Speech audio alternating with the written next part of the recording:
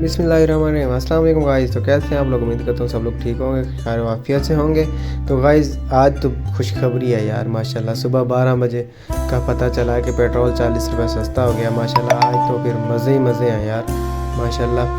अब तो लोगों को कुछ सुकून का सांस आया होगा, अब तो कुछ महंगाई भी कमी आएगी। तो माशाल्लाह अल्लाह पाक और भी पेट्रोल कुछ सस्ता करे यार, इन लोगों को कोई हुक्मरानों को कोई हिदायत दे ताकि कुछ 40-50 रुपये और सस्ता हो, ताकि गरीब आवाम को थोड़ा रिलैक्सेशन मिले, कुछ सुकून मिल जाए।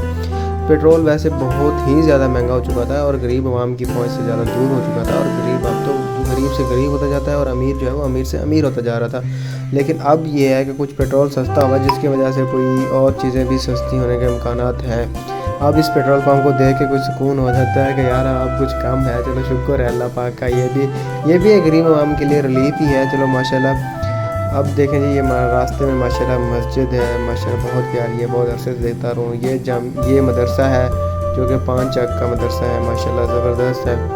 तो अब हम जो है हाउस ड्यूटी पे जा रहे हैं, तो अब शहर पहुंच चुके हैं। अब पेट्रोल पंप को देख के ना अटैक नहीं आता, कुछ ना कुछ कम हुआ है, तो उम्मीद है कि आगे भी ये कम हो जाएगा कुछ ना कुछ।